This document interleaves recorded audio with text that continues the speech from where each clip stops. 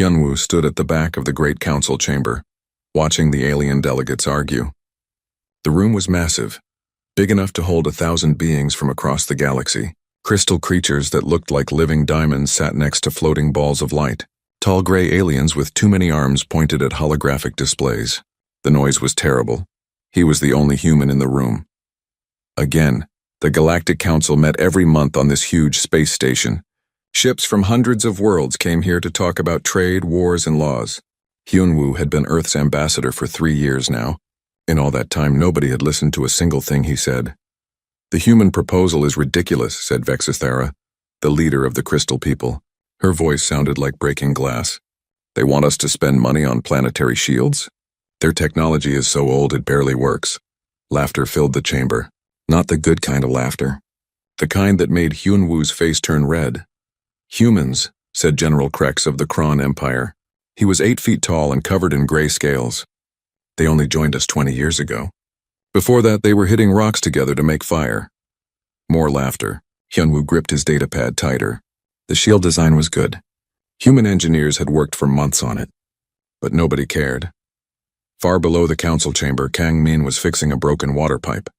The lower levels of the station were where humans worked.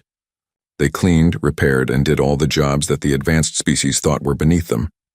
"Hey, Min," called Da Hai from across the maintenance bay. She was looking at her scanner, frowning. "Come look at this." Kang Min wiped his hands on his coveralls and walked over. Da Hai was the station's best data analyst, even though the aliens never promoted her. She could spot problems in computer systems that others missed. "What is it?" Kang Min asked. "Weird energy readings from the outer rim," Da Hai said. "Been getting them for 3 days now. The alien sensors can't pick them up, but our old equipment is seeing something." Kang Min looked at the display. Strange patterns of light blinked at the edge of known space. "Maybe it's just space dust?" "Space dust doesn't move in formation," Da Hai said. "And it doesn't give off energy signatures like this." Back in the council chamber, the meeting was ending. Hyunwoo had not said a single word. Every time he tried to speak, someone would interrupt him or start talking about something else. "Before we finish," Hyunwoo said loudly, "I need to report something important." The room went quiet. Not because they wanted to hear him, but because they were surprised he had spoken at all.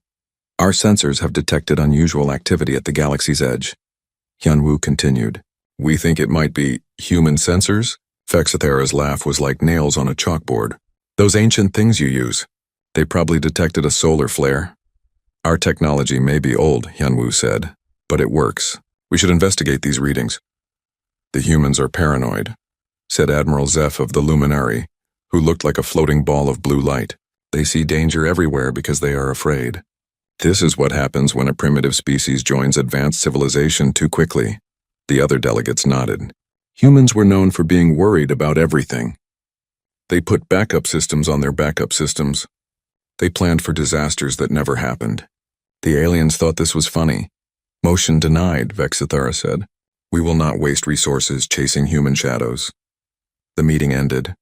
Delegates floated, walked, or teleported out of the chamber. Hyunwoo was left alone again. He took the elevator down to the maintenance levels. These corridors were smaller and darker. Human workers moved through them like ghosts, invisible to the important aliens above. In the data center, Da Hai was still studying her readings. Other human technicians had gathered around her workstation. Word was spreading quietly through the human community. "The signals are getting stronger," Da Hai told Hyunwoo when he arrived. "Whatever it is, it's moving toward inhabited space." "How fast?" Hyunwoo asked. "Fast enough to reach the outer colonies in 2 weeks," she said. Hyunwoo felt cold.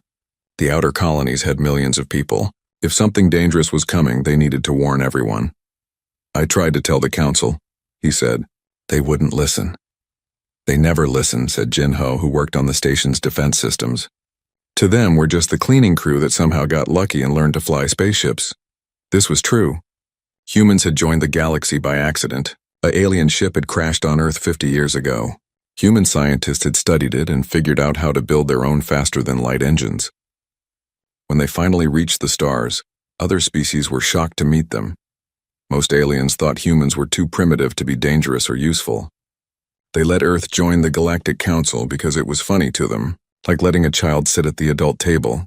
Keep monitoring those signals, Hyunwoo told Dahai. Record everything. If something bad happens, we'll need proof that we tried to warn them. 3 levels up, alien officers were planning trade routes and discussing art festivals. They had no idea that their most advanced sensors were blind to something their human janitors could see clearly.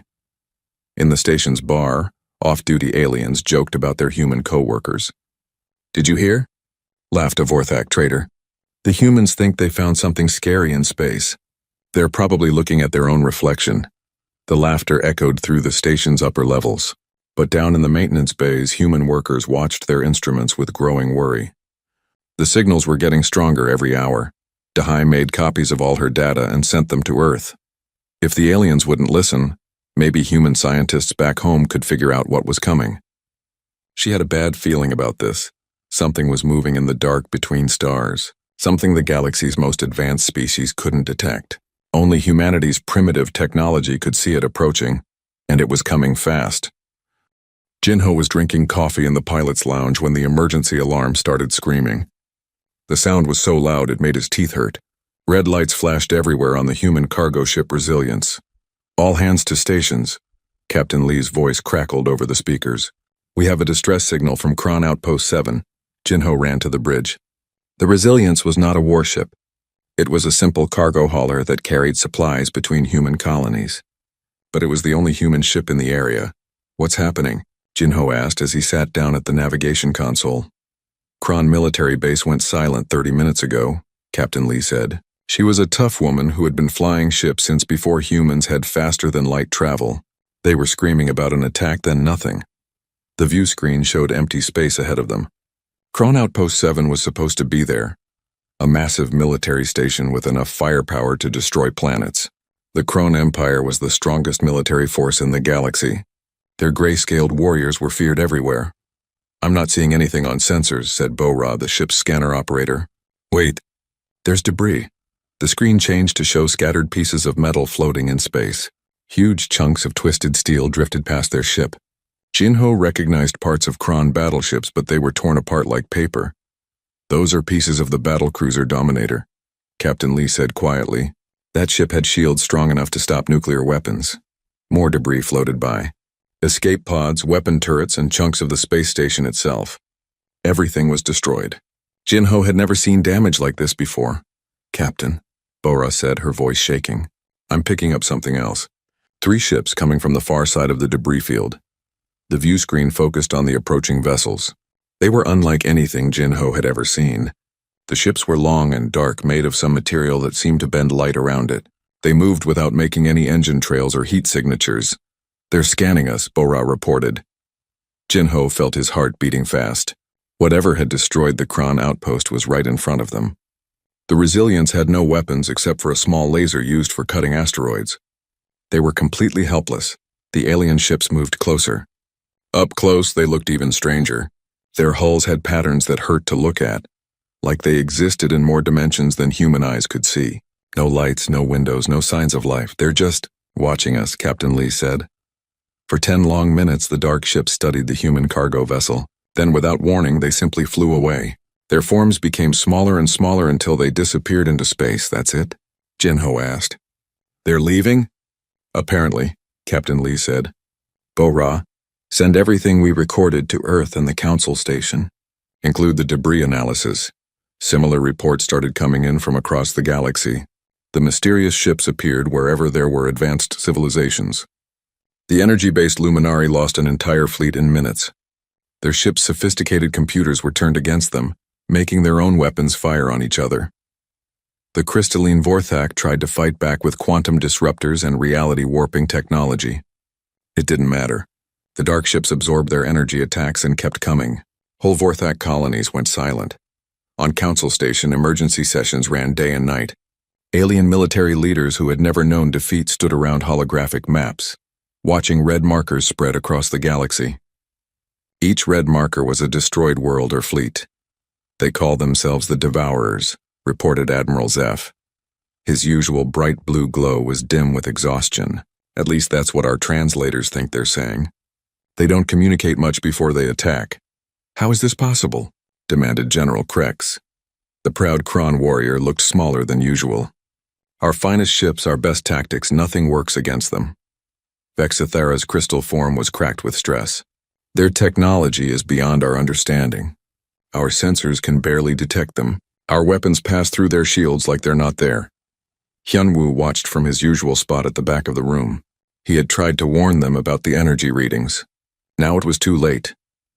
There is a pattern to their attacks, said Dr. Soo-jin over the communication system. She was calling from Earth, where human scientists were studying all the reports. They're targeting species based on technological advancement.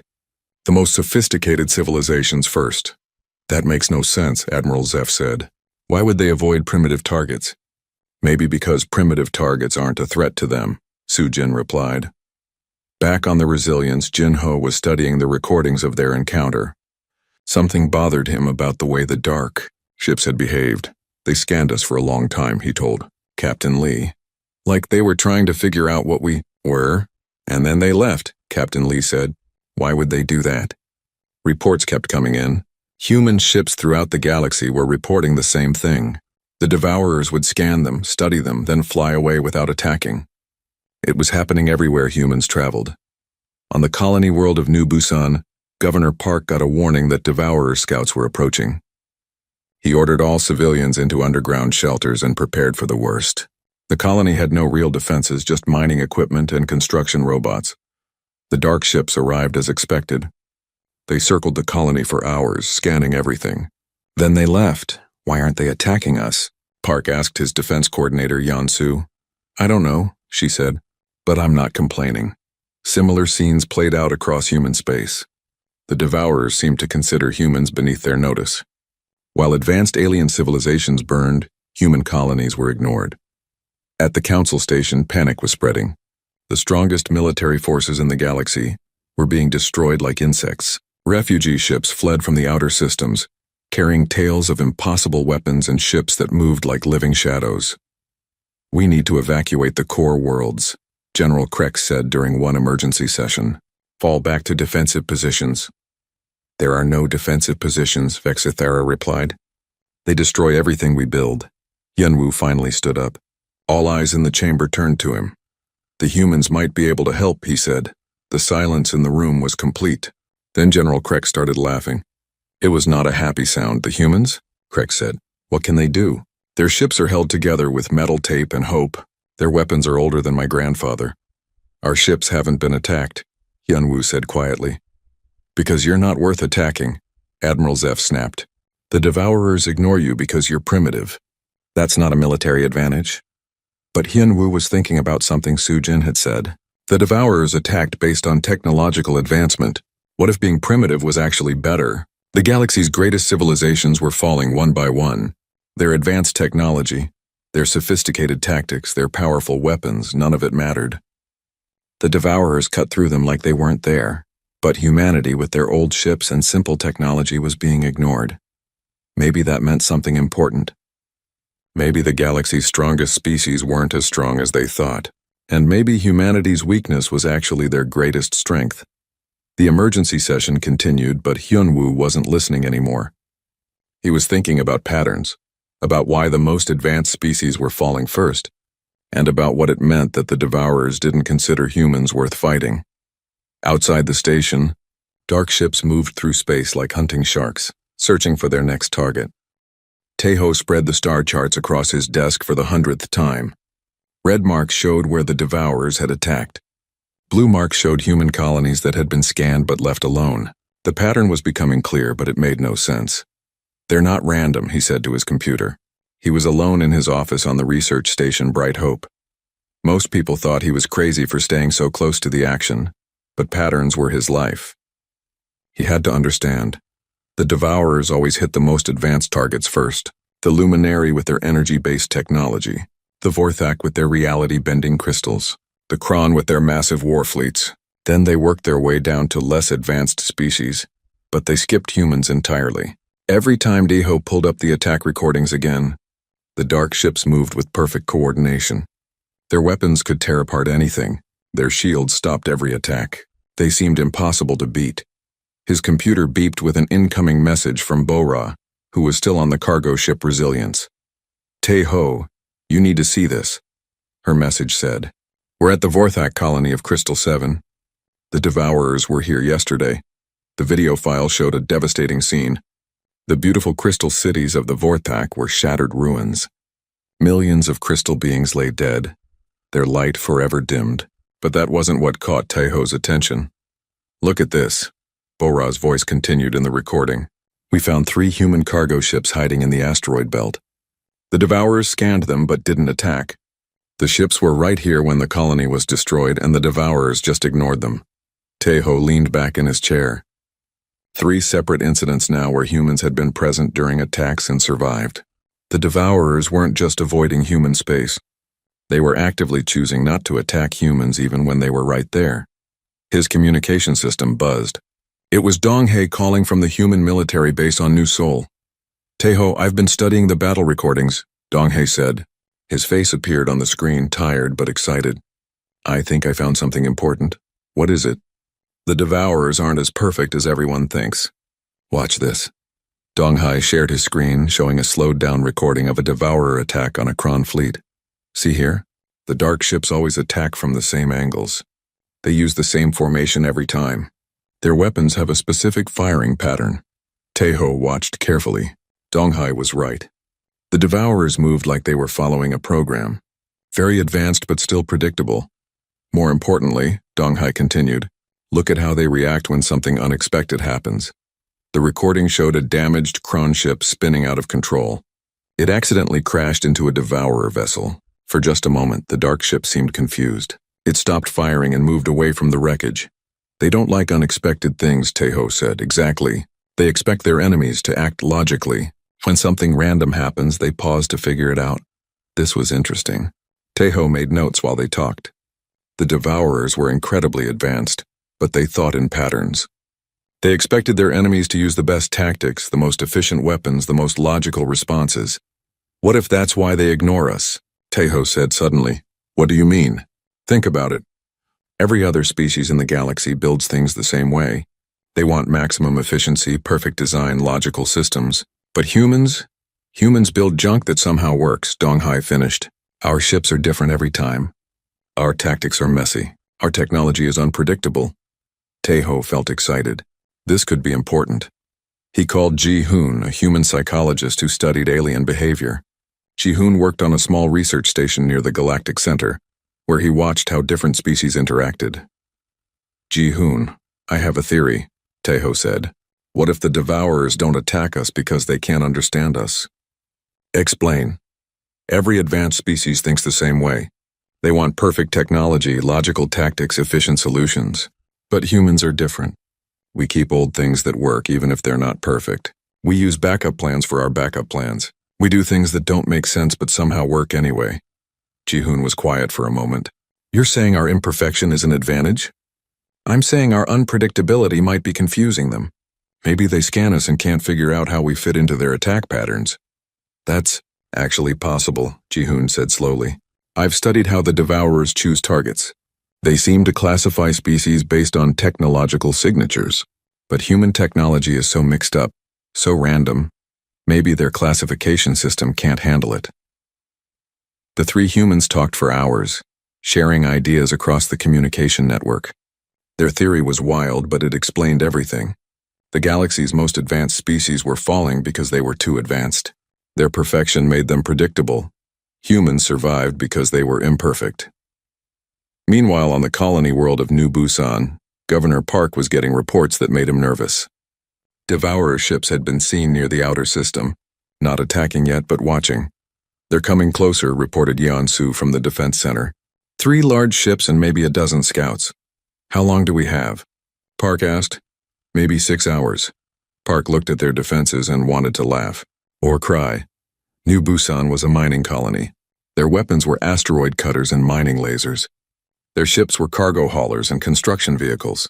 Against the Devourers, it was like fighting a forest fire with a water gun. Sir, said Yeon-soo, I have an idea. It's crazy, but maybe crazy is what we need. She showed him her plan. Instead of fighting like a normal military, they would use everything they had in the most random way possible. Mining robots as soldiers, construction equipment as weapons. Cargo ships as fighters, this makes no sense, Park said. Exactly, Yansu replied. Maybe that's the point. As the Devourer ships approached New Busan, the human colonists prepared for battle in the strangest way possible. They gathered every piece of equipment they could find and prepared to use it in ways it was never designed for. Above them, the dark ships moved through space with deadly purpose. Their sensors scanned the colony, trying to understand what they were seeing. The readings were confusing. The humans had military equipment, but they were using it wrong. They had weapons, but they were pointed in strange directions. The Devourer ships slowed down. Their usual attack patterns assumed logical defenses, but this made no sense. For the first time since the attacks began, the Devourers hesitated. On New Busan, the colonists waited. They had no idea if their plan would work, but it was the only plan they had. And somewhere in space, advanced alien species continued to fall before the Devourer advance, destroyed by their own perfection. The lights went out on Council Station for the first time in 1,000 years. Emergency power kicked in, bathing everything in red light. Alarms screamed warnings that everyone already knew. The Devourers had found them. Hyunwoo ran through corridors filled with panicking aliens. Crystalline vortex shattered against walls in their fear. Luminari flickered like dying light bulbs. Even the proud Kron warriors looked lost and afraid. All defense systems are active, General Krex announced over the speakers. The station's shields are at maximum power. Outside the massive windows, space filled with dark ships. Hundreds of them, moving in perfect formation like a school of metal fish. They surrounded the station completely. The first attack came without warning. Beams of impossible energy struck the station's shields. The lights flickered and the floor shook. These shields had protected the station from everything: wars, asteroids, solar storms. They were built by the best engineers from dozens of species. They lasted 30 seconds. The second attack went through the shield generators like they weren't there. Explosions rocked the station. Hull breaches opened to space. Emergency doors slammed shut as sections lost air. In the main control room, Admiral Zeff tried desperately to coordinate the defense. All ships, attack formation 7. Focus fire on the lead vessels. The station's Guardian fleet moved to protect their home. These were the finest ships in the galaxy, crewed by the best officers from every species. They had never lost a battle. They were destroyed in minutes. The Devourers' weapons reached through shields, turned computers against their users, and tore apart hulls like paper. The mighty fleet became scattered debris in moments, impossible. General Krex whispered, "How are they doing this?" On the maintenance levels, human workers watched the battle through security cameras. They had no weapons, no ships, no way to fight. But they had something else. "I'm taking manual control of the defense guns," announced Yansu. She had been transferred to the station just last week. "Someone needs to cover the evacuation ships." "You can't," protested Kangmin. "The targeting computers are down. No one can aim those guns manually." "I can try." Yansu ran to the weapons control room. The sophisticated alien computers were dead, killed by Devourer viruses, but the guns themselves were old mechanical systems, installed as backups that no one ever expected to use. She grabbed the manual controls. They felt heavy and clunky compared to the smooth alien interfaces. Through the targeting scope, she could see Devourer ships attacking the fleeing evacuation vessels. Yansu aimed and fired. The blast caught a Devourer ship completely by surprise. It had been focused on an escaping transport and hadn't expected an attack from that angle. The dark ship spun away, damaged. "What was that?" Admiral Zeff's voice crackled over the communications. "Human gunner," Yansu replied. "Manual targeting." She fired again, hitting another Devourer ship. The aliens watched in amazement as their primitive human colleague did what their advanced computers couldn't: actually hit the enemy. In the council chamber, Hyunwoo was helping coordinate the evacuation when Vexithera approached him. The crystal leader was cracked and dim, her usual arrogance gone. "Human ambassador," she said quietly. "Your people. They seem to be the only ones fighting effectively." It was true. While alien systems failed, human workers were keeping the station running with manual controls and backup systems. Their primitive technology wasn't smart enough to be hacked. "We need to talk," Hyunwoo said. "There's something about humanity that we haven't told you." The evacuation moved to a secure conference room. Representatives from the surviving species gathered around Hyunwoo. Outside, explosions continued as the station died around them. 50,000 years ago, Hyunwoo began, there was another species in this galaxy. The records call them the Ancients. They were incredibly advanced, more than any civilization today. Admiral Zeph flickered impatiently. This is not the time for history lessons. The Ancients fought the Devourers before, Hyunwoo continued. And they won. But the victory cost them everything.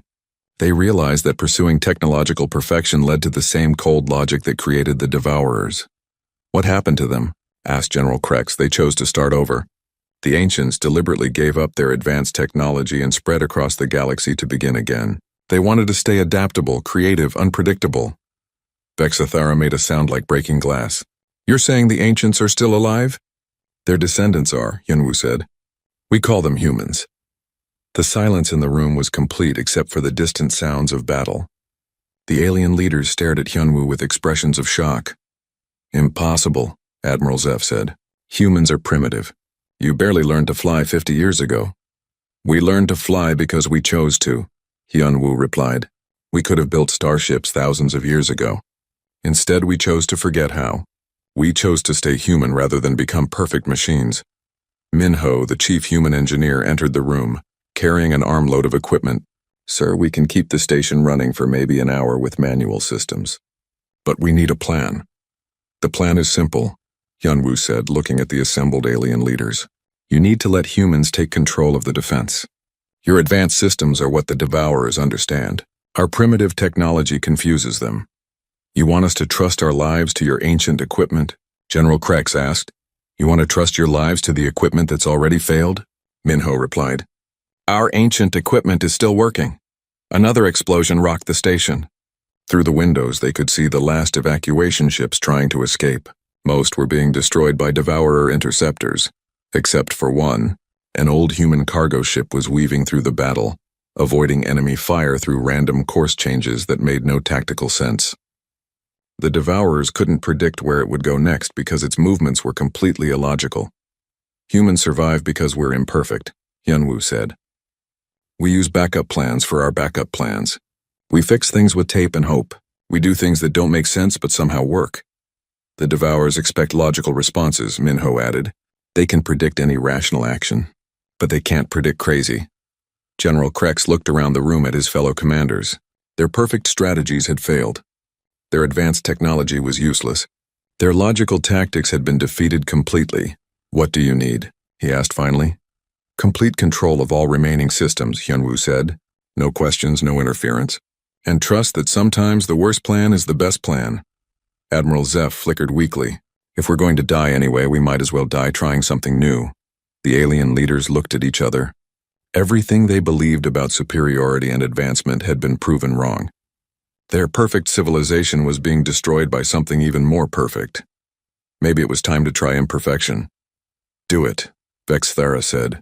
Give the humans control. Outside, the battle continued. The Devourers moved closer to finish destroying the station, but for the first time since the attacks began, someone was about to fight back in a way they couldn't predict. The galaxy's primitives were about to show everyone what they could really do. Seokjin looked at the ships gathered around him and tried not to laugh. The human fleet looked like a collection of spare parts held together with hope. Cargo haulers, mining ships, construction vessels, and a few actual military craft that had seen better decades. This is what we're taking to fight the Devourers, asked Wonho, captain of the mining ship Deep Digger. My ship's main weapon is a rock crusher. That's exactly why we might win, Seokjin replied over the communication channel. They won't know what to do with us. The human fleet had assembled near the galactic core, where the Devourer mothership waited. It was massive, bigger than a moon, surrounded by hundreds of smaller vessels. Every alien fleet that had attacked it was now floating debris. Remember the plan, Seokjin announced to all ships. No formations, no coordinated attacks. Everyone does their own thing. Be as random and unpredictable as possible. On the cargo ship Lucky Star, Heejin checked her improvised weapon systems. The ship normally carried grain between colonies. Now it was loaded with mining explosives rigged to cargo launchers. This is insane, her co-pilot muttered. Insane is the point, Heejin replied. The human fleet spread out across space in no particular pattern. Some ships flew straight toward the enemy. Others took wild spiraling paths. A few went backwards before changing their minds and diving forward. The Devourers noticed them immediately. Dark ships moved to intercept, expecting another traditional attack. They had defeated every other fleet the same way, predict the enemy's logical moves and counter them perfectly. But the human ships weren't logical. One Ho's mining vessel, Deep Digger, suddenly flipped upside down and started drilling into an asteroid, completely ignoring the battle. The Devourers sent 3 ships to investigate, confused by this behavior. When they got close, Wan Ho activated his mining charges. The asteroid exploded in all directions, catching the Devourer ships in a cloud of high-speed rocks.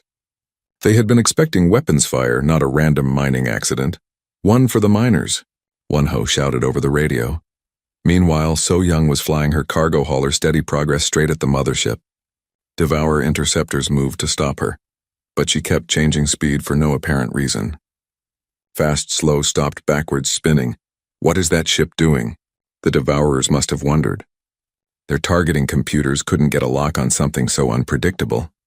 So Young waited until she was close to the mothership's surface, then released her cargo, 1,000 tons of industrial adhesive mixed with metal scraps. It splattered across the dark hull like cosmic glue, gumming up weapon ports and sensor arrays. Delivery complete, she announced cheerfully. The Devourers tried to adapt. They sent more ships to attack the humans using standard tactics. But every human vessel was different. Some had improvised weapons that made no sense.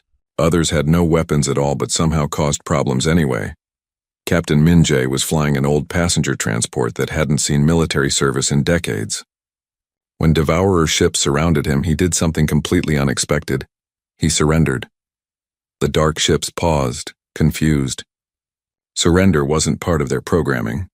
While they tried to figure out what to do, Min Jae quietly broadcast a signal that overloaded their communication systems.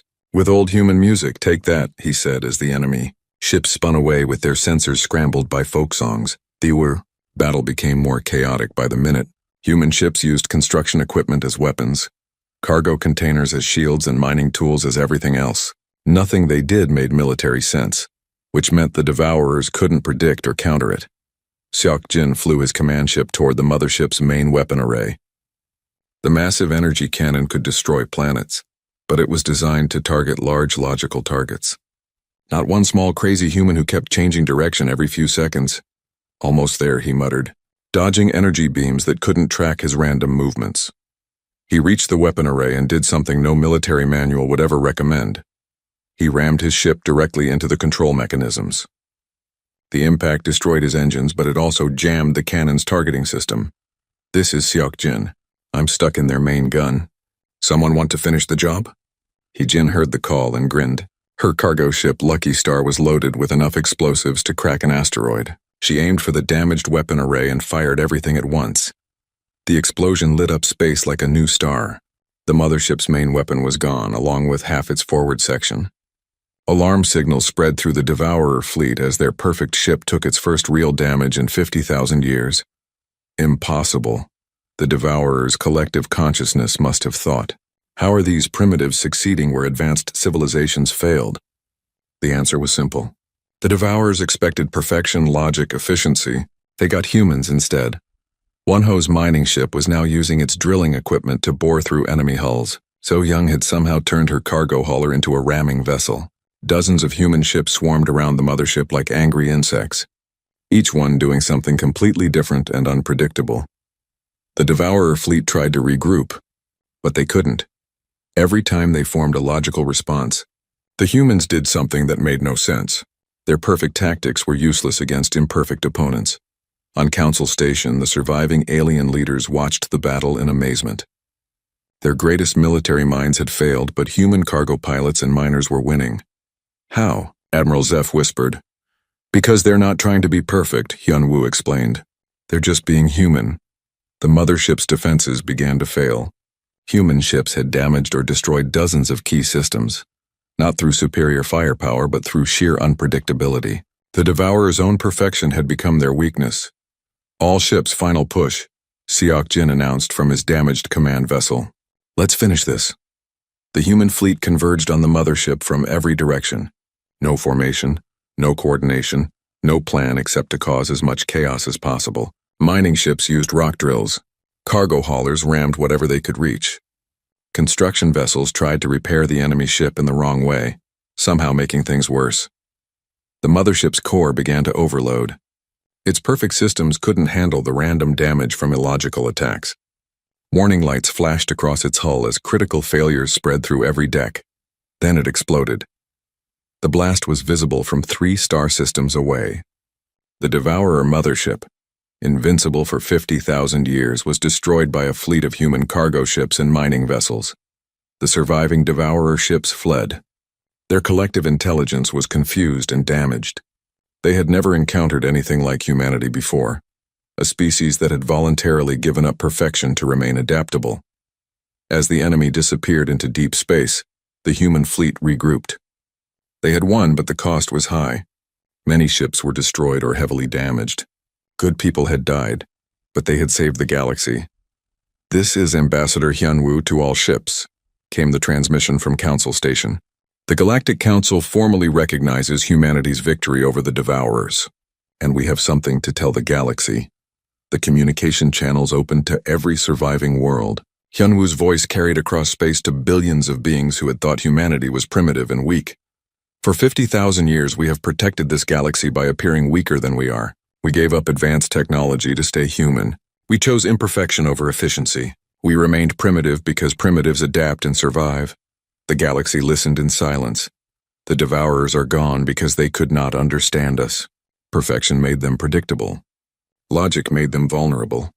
They fell to the one thing they never expected: controlled chaos." On New Busan, Governor Park smiled as he watched the victory celebration. His colonists had helped develop the tactics that saved everyone. Random, illogical, perfectly human tactics. "We are not the galaxy's weakest species," Hyunwoo continued. "We are its guardians. We stay primitive so others can stay safe. We appear weak so evil stays confused. This is who we really are." The communication ended. Across the galaxy, alien species looked at their human neighbors with new eyes. The janitors and cargo pilots and miners they had mocked were actually their protectors. Humanity had finally revealed themselves. Not as primitives who got lucky, but as ancients who chose wisdom over power. The galaxy would never be the same.